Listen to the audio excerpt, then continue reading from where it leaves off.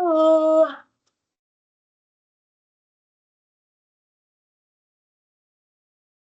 right, so we've got a couple of minutes. I'm not sure if we'll get anybody else on the call this afternoon. All the sessions that we've delivered on this particular programme by session 4, the numbers are quite low, and I think that's probably just because it's a bit easier to evidence resources in CLPL for the award. But not to worry, we'll still go through the session tonight, and it'll be a much earlier finish because I've not got as much to show tonight, but there will be plenty of time for questions.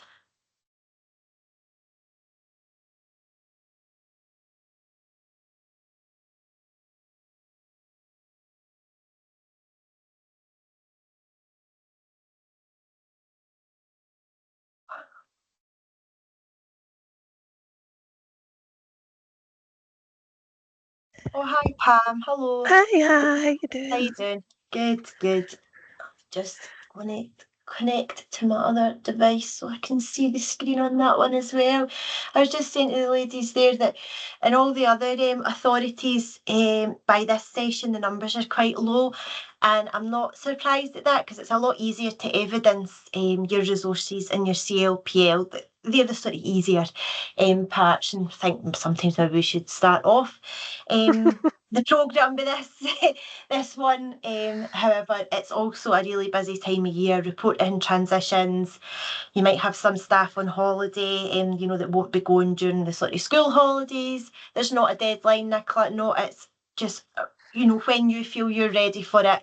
There's no pressure at all. It might just be needing a wee bit of time to sit and sort your evidence out. You've probably got everything in place, but it's just that, sitting and actually getting to sort it all out, which can be time consuming.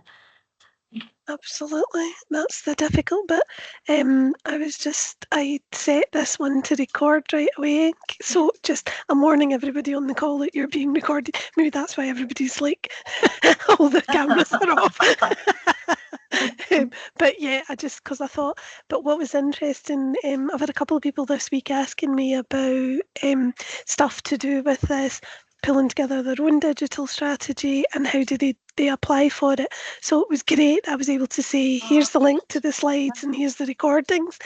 So at least it's given them a starting point for that, which I was That's good. very pleased about. So And it's we're good. putting together a toolkit as well. So George already has the teacher digital toolkit. So Right. we're putting together the ELC toolkit, which it will be, the skills are similar, but it's just very different context. So maybe for members of staff that, really are lacking confidence, or are not sure where to start, this will be a framework as well to sort of give them a sort of we point in the right direction. So it starts off like the other one. It will start off with your core skills and your essential skills. So things like, email, calendars, which are all, down to your local authority. They're all slightly different, but just to give them a sort of vision for what is it that I could, be working on to pull this all together. So that's great because we've used George has done a couple of sessions with our schools exactly on that, about where to get started. So it's great that he's doing the same for ELC. Fab. Right, I'll stop talking. All right. Okay, so you should be seeing full screen now. Is that all right? I've not got my the link sent to my other email, but that's fine. We don't need to worry about that. Just tell me if anything disappears. All right. Okay, so welcome back. This is the fourth and final session today, everyone. It's a slightly shorter session. And we've put two parts of the framework together. So the professional development, your CLPL part, and the resources and infrastructure part are together because they are slightly smaller in what we need to consider. And you might already, have a head start in this area because quite often all the resources are sort of listed. We know what we've got, and we're already recording the CLPL that we do, for our SSC or GTSC returns. So when thinking about this professional learning, if you think back to the culture session where we're talking about that, whole team ethos, the self-reflection, what's working, what's not, and that's going to be so different for everyone because the needs of your children are all so different, and it changes all the time. You never know from term to term who's going to move house, who's going to join your setting that might need additional support, and it might be the wider family. It could even be the needs of your staff as well. Another big part of professional learning is cyber resilience and internet safety. Now, we've mentioned this in every section so far, and all the draft strategies that I've been sent so far, there's a sort of one common theme that's missing from some of them, or the majority of them, and that's that they've just not, highlighted the importance of cyber resilience and internet safety. So, they might have said something like online safety, but we want to really keep it tight and make sure that we're using the same language, the same words as we use in the curriculum, just so that we're all clear on what that means, and just really show that you're considering it in all parts of your strategy. So it's in there with the overarching aim, that whatever experiences that your children are going to be exposed to or invited to, that you always have cyber resilience and internet safety at the forefront of that as well. Another part of professional learning that's really important, and it's one that we often forget about, is tinker time. So time for ourselves if we have maybe new resources, or if we want to try and find out, maybe, you have different types of material. You've got opaque material, you've got reflective material, translucent material. How do they all respond to light? So you might want to have a wee play about with that yourself before you're then putting it out for the children to explore. And I think we are all guilty of that, and thinking that professional learning must be attending a course, or reading an article, or joining a webinar, but it can actually be just us having the time to figure things out ourselves and get hands-on with things. And as long as we can record, the impact of that for, wherever you're registering with, then, that's when you know it is a worthwhile bit of time spent. So we can also look at the challenge questions and how good is our ELC, or our new framework that's coming soon, to help us sort of pinpoint, so where are we now and how are we doing and how do we know? Currently 3.3 and how good is our ELC has particularly useful questions that just remind us about that bigger picture stuff. So, where is the technology in our homes, in our local environments, and our children given opportunities to, figure out how does these wee bits of technology work? And it doesn't always have to be screen-based. It can be things like digital scales, talking buttons, the food probe, for taking the milk temperature. All of these little experiences are so valuable as well.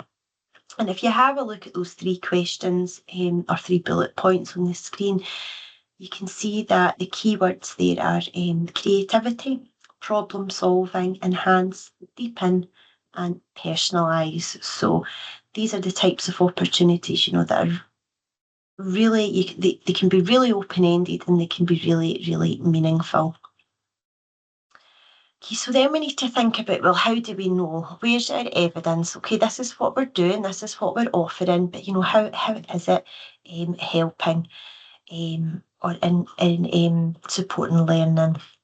And when you've noted that down, it's then what do we want to do next? How will we get there? So it's the exact same as you would do any other challenge question, any other area that you're self-evaluating, just the same way. But in terms of the how we will get there, let's think outside the box a wee bit. Who can we bring in to help us? Okay, who's free of charge, and who can come in and support us? So you might be looking out to organisations such as Barefoot, and I don't think they all come out do face-to-face sessions anymore like once upon a time ago, but there's lots of online sessions as well that you can tap into. So, have a look and see what is on offer, what you can tap into, and we can keep you right. We've got some links on the framework as well for various places that you can go to, and it might be things like, say you are going down that sort of light and reflection route, places like BBC Bite Size, which is pitched at students, but I go there all the time, just to make sure I'm using the right words, or I've got my definitions in place, so places like that can be really helpful as well. But let's think about actually bringing people in to help. So a wee example here is having an extended work placement opportunity. So this is from a way back, but think about your work experience students that you've got coming in just now. Think about your buddies as well that are coming in to meet your children, supporting that transition. Do they have specific jobs to do? Could they have specific jobs to do that would help? So this particular work experience opportunity, this came from a recommendation from Digital Schools Award themselves. Okay, so the setting had been given their award, but one of the recommendations was, had you thought about pairing up with a secondary school, within your community? And of course we hadn't, because that was just something that had never came up before. So we thought about it and we thought, right, so we do work experience, we've already got that, but how about we offer a sort of extended work experience opportunity where there's some students that maybe are particularly interested in a route in early learning and childcare, but they're maybe perhaps not quite engaging in school at the moment. So we're thinking sort of 3rd, 4th year age, and the school were able to invite or offer these children to come along, and it wasn't a lot. It was something like maybe one afternoon or one morning a week. There was a few different students that came along. So as well as giving them a sort of break or a change in environment and some experience, towards for their CV for applying to college, or whatever path they were going to take. It also gave the staff team in the nursery an extra pair of hands, because their specific job was to help the children to digitally document their learning. So it was at the time that online learning journals were being introduced, and it was a big setting, that lots going on.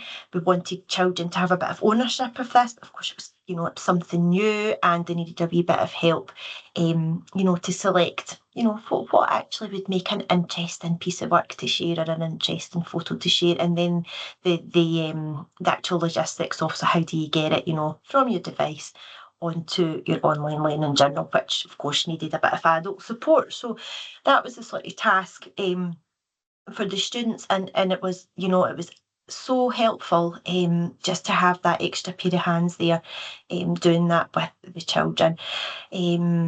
Another opportunity was, again, it was during transition, but with the primary schools, associated primary schools this time. So when we were over, it was sort of like the double-edged sword. We were there for the transition visits, but when we were there, we asked if some of the children, I think they were primary 3, if they could help us, if they could tell us about augmented reality, because that's something that they had been exploring and we hadn't trialled that yet in the nursery. So we went over and they had showed us, they were scanning a particular QR code, and it was bringing the pieces of artwork to life. So we were just really thinking about, all the people that we could reach out to around about us that could support us with that CLPL.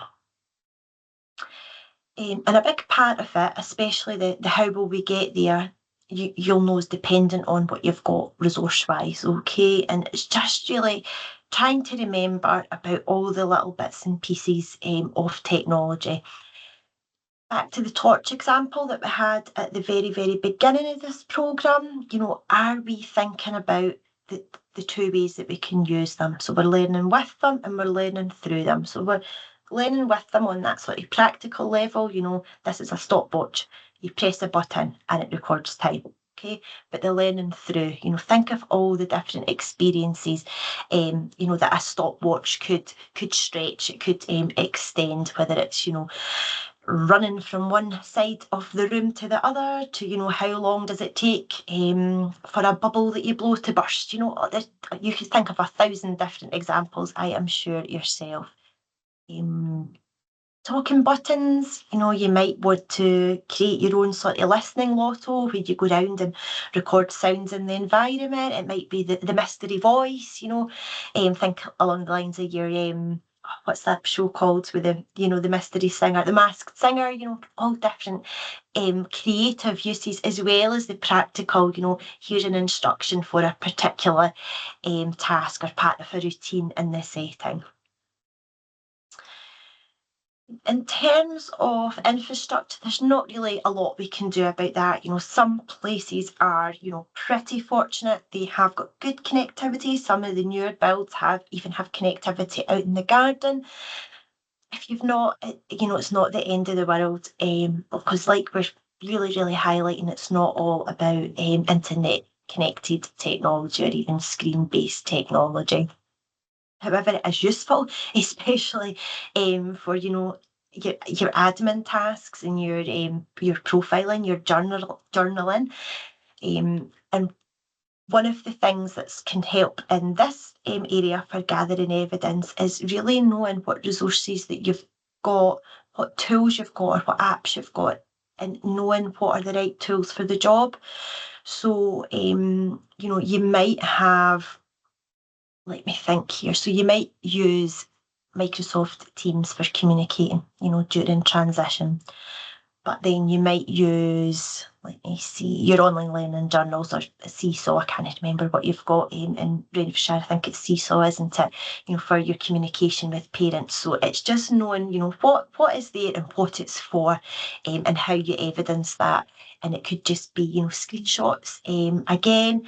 And then when the validator comes on the call, they might ask you, so what do you use this for? What do you use that for?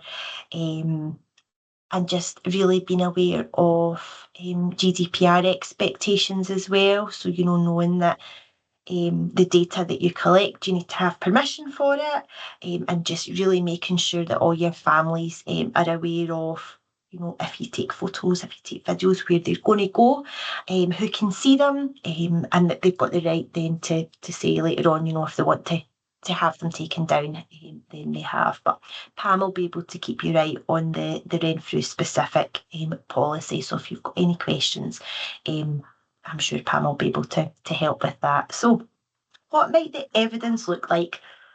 Go back to our little scribbly notepad page. So for recording evidence for our CPD and resources, we might think again our digital leader remit.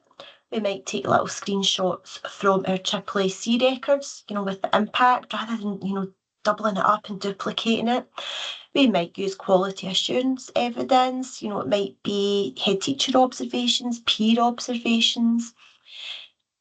Quite often celebrate children's learning, but do we celebrate staff learning? Do we have something like maybe a staff learning wall or a staff learning floor book or a section on your blog? Do we share that, staff have been upskilling and staff have been, on courses and spending time learning new skills? So things like that. It might be, just links to articles, websites, webinar recordings, different places that you have been looking towards for inspiration.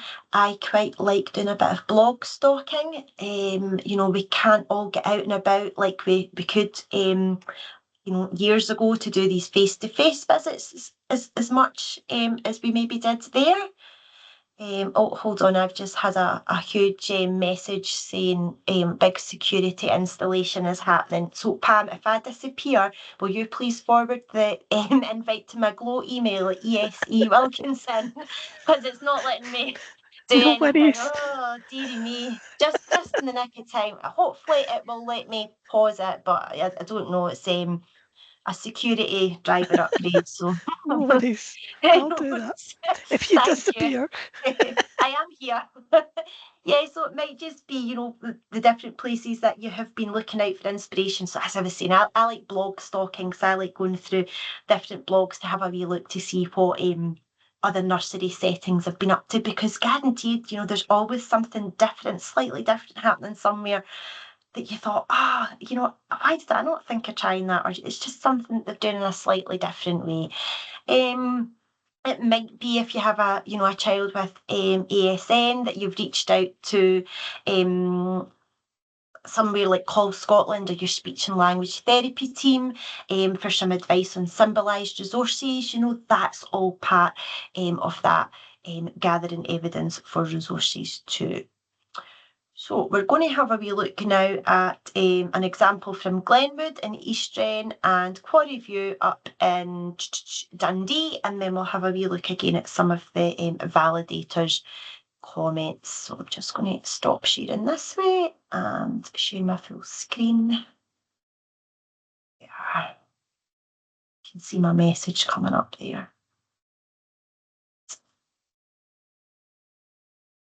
Here we go.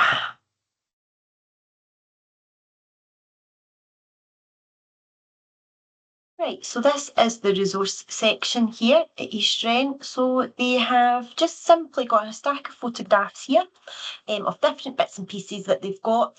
But then over on the right-hand side, there's a little I-CAN statement where it can be used and, what sort of play experiences that they afford. They've also linked them to the E's and O's as well, which is particularly helpful. And what I really like here is we're seeing other areas of the curriculum, so they're not just technologies. We're seeing health and wellbeing, we're seeing literacy, we're seeing numeracy, we're seeing science, and that's what we want.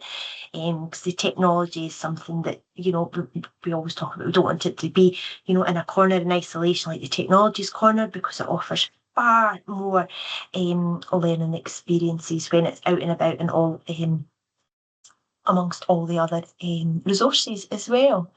So just a wee example of that. And then we've got some photographs of the children in action, all the different types of things that they do. This is where the devices are stored and charged, so everything has got a home, and that again comes back to, remember the very first session we were talking about maybe acceptable use policies, or the children having, an understanding that we need to look after our resources.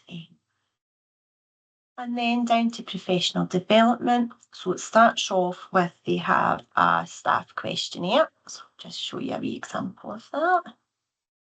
Okay, and it just has a list of all the different bits and pieces that they've got, and then staff members have to rate how they feel in terms of confidence while using that.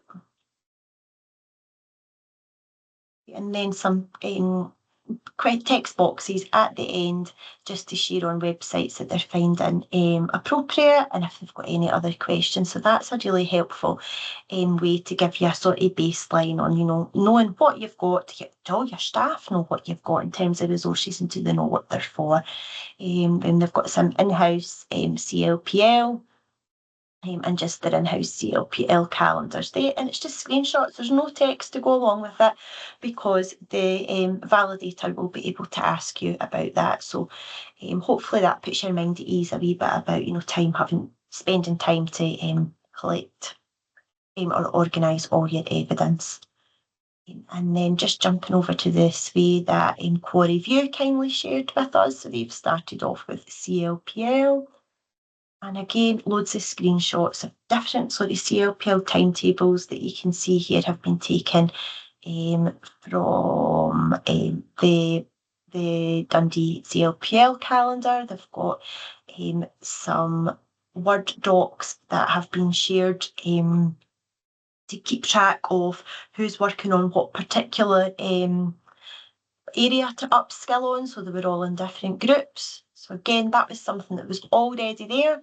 So there was different, they were working on Seesaw, they were working on screen recordings, they were using a magnifier, the Chatterpix app, and then some musical toys as well. So it was broken down that way, and somebody would lead, and then they would repeat it, over and over again until everyone had had that input. They do a plan, do, study and act in that particular local authority as well, where they paired up with another nursery, which is really useful because it's just having that fresh pair of eyes, to help you, see what's working well and maybe where the gaps are. And again, we might have to do that online just because, it might not be feasible to get away and do that face to face. This setting as well had CLPL confidence surveys as well. So their one was on paper, and that's absolutely fine, because if you have staff that really, really are not confident, to engage digitally, then it would be better to start with the paper, so that so that they can respond, I suppose, is what I'm trying to say. This one has a separate section to show how the team upskilled in cyber resilience and internet safety. And again, it's just been screenshots from where they accessed their learning. Okay. And then a couple of other examples. So this was a session where the sort of local authorities, all the region, what was it called? Tayside Regional Improvement Collaborative, that's what it was, all came together, and we had this is early level digital, similar to what we had last year with you as well. And then we have like Quarryview Nursery, the digital champions, so they've just got like a little showcase of all the little pieces of impact, what they were trying and what it looked like. And then you probably will have this. You'll have this for insurance, an inventory of the resources that you've got. So again, quick screenshot of that, just to show that you know what you have. And then again, oops, skipped on too much there. Just pictures from the floor books. So photographs taken off the floor books when these resources were out, and being used. An example there of, remember earlier on, Mrs. known the right tools for the job. So they're shown here that they use OneDrive to collaborate and file share, and for local authority CLPL meetings as well. And where else? The digital admin activities. So you might have something different, but they've got like their payment, parent pay portal, and they've got their lunch menu choice, which I really love. It's really pictorial, and it just looks really, really early level friendly. What else? Microsoft Teams for transition. Again, inventories, GDPR regulations, just a wee log that everyone's, undertaken that particular training. And then they have got some screenshots from their iPads just to show the different apps that they have, and screenshots of their planning as well. And just to show what's been covered, and then it's mapped, in what term, because then that determines, of course, the resources that they had to use to offer those experiences and outcomes. And then just the daily diaries too. And all they've done here was they've gone back and they've highlighted, anything that they could use in evidence for the Digital Skills Award. So that does take time, but it's a lot less time than retyping everything. So I can't stress enough, photo, and upload, and then the validator will be able to ask you, if he or she has any other questions. So we'll just pop back to here, and we'll look at some comments. Okay, so this one's from Balgai Hill, up in Dundee. So this will be looking at professional development.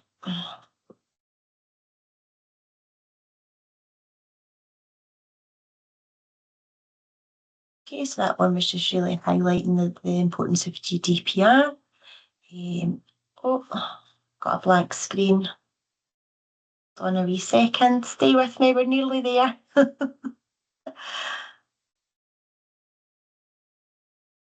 coming back. Right, okay, and the next one here, this is still part of the same nursery, okay, so Bulgai up in Dundee, and then they looked at other examples of professional developments. They've got their barefoot computing, so that's when they brought in someone to deliver on computing science. Are you guys still seeing my screen? Yeah, we can see it. Still got it, good, okay, great. And it was part of the wider, the technology action plan, okay, so it shows how everything's all joined up. Woodacre in Glasgow in 2023. So the DLAW team, so that's the Digital Leaders of Learning. So that's just your digital leaders for that local authority. So they had an in-house training programme that staff could tap into there as well. And really what they were trying to do was upskill all members of staff in all their settings, so that children were having these experiences, regardless what setting or what group they were in, which can be difficult because you will have somebody in your setting that is particularly more confident and will lead a wee bit, more on that area. But it's just about really trying to upskill everyone. So I think we said this at the beginning as well. We're not thinking of these, big, grand sort of green screen newsletters and, all these experiences, but your everyday stuff. Our children, do they have the opportunity, to measure digitally? Do they have the opportunity to record learning on, and so on? Now, something new that I've added in, so if you maybe are still sort of drafting your strategy, thinking of your overall vision, you might want to consider the Play Vision Statement and Action Plan for Scotland that has just been published. There's an online play section. If you go to page 20 and you can see I've just highlighted or I've pulled out there some key statements, but very much what we've been saying with the Digital Skills Award, okay? Balance, all right? Not always going to be screens. Supporting our parents to understand, what digital play is, and making sure that cyber resilience and internet safety, is sitting at the back, underpinning absolutely everything. So I've popped the link in there for you for that. Now, if cyber resilience and internet safety is an area that you think your team might, benefit from learning a wee bit more about, just to make it that bit easier, we've got a 30-minute recording here. It might be less than 30 minutes, to be honest, covering the early and first level internet safety resources. So we've got one for internet safety, and then we've got one for cyber as well, because they are two different things, although it sits together in the curriculum. Just remember that internet safety is about our behaviours, asking for help, knowing that, people can help us at early level, but the cyber part is about becoming aware of passcodes and passwords and, developing the understanding that sometimes we need to, as well as, being good digital citizens, we need to take an additional measure, to keep ourselves secure. And that just starts, at early level by just becoming aware of passcodes and passwords in the environment around us. And that one there is actually, that's a read along for children using the Pongles and the Crafty Crows, which is the main resource for cyber resilience at early level. So phew, I'm glad I got to the end of the slides before my laptop died a death there, and I didn't lose anybody, so I'm really, really pleased about that. I was not expecting that. You usually get a wee warning saying, it's going to do it and you can postpone it, but it just steamed ahead there and went for it. So sorry about the interruptions there. So yeah, this one's slightly shorter because there's not I suppose the same evidence to gather, because you've already sort of been doing it along the way. Do we have any questions? Does anybody want to share anything? I'm more than happy, I can't stress that enough, to have a look over any draft strategies that you have, or policies, whatever you're calling them, in your setting, to offer any feedback, or if you want to send me any links to, it might be a Sway, or I don't know if you're using Book Creator or a PowerPoint, however you're collating your evidence, feel free to send it along, and I can have a wee look and give you some suggestions if there needs to be, and just to help you, give you a bit of reassurance, or to help you on your way for the next step before submitting it. But it probably will be that you've got just about everything there. It's just sort of putting it in the right place. Does anybody have any questions? just while they're thinking about questions or turning on cameras and mics, because it's always a frantic scrabble to get that done, Eva. I was just going to say, so I'll get the video shared out as well, but I was wondering if there's a particular evaluation that you want the folk who've been on the journey with us to do, to see Absolutely. how it's helped them. Yes, I So do. if you've got I one to don't share. have it ready, of course. So what's going to happen, this is going to be a bespoke evaluation just for this programme, and I need to work with the data performance team to put it together, because this looks at it's more than just learning and behaviour, it's more the system change. So, it's a slightly deeper Absolutely. level of Yeah. understanding, so it needs a different type of evaluation form. So between that and then hopefully the analytics that DSAS share, will be able to get really good qualitative data as well. So it won't just be, the numbers of people that have proceeded with the award, but we'll actually have, the evidence from the reports as well, which I'm really looking forward to. And we know that there's been something like a 200% increase as well in registrations, which is amazing. Amazing. It's really nice. Oh, and do you know what I will share with you as well now? Where is it? Let me just go onto YouTube and I'll grab it, because last week during Digital Literacy Week we had a session looking at where was it again? In Invergowrie, which is in Perth and Kinross. So they came on and delivered a wee session on their experience of going through the Digital Schools Award. Let me just see if I can fit in. It's fantastic. It's ideal. That's what we want. Yeah, right. I don't think it's there as yet, but let me get it off Martin and I'll send it in a wee follow-up email. It's maybe just not been published yet, but it's fantastic. It's about a 15-20 minute input. And Linda McGavin, who's the early years officer there, she's absolutely fantastic. And the experiences that they've got on offer there.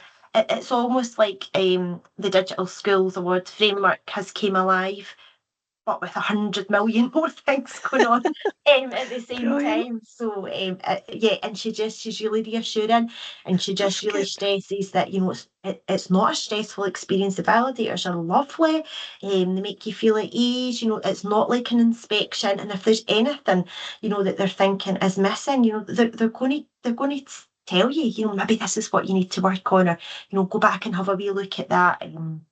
So, yeah, it should be a very pleasant experience, according That's what we like to hear. to the feedback that we've had already. And I can remember it from a way back in 2016 or something, when it was a face-to-face visit.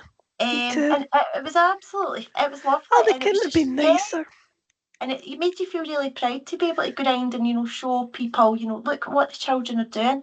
And then they were taking over, and they were being the tour guides, and they were showing what was going on. And it was really nice. And then, of course, you can celebrate as well when you have the award. It's lovely to have an award. And you always have to celebrate with cake as well. So remember that.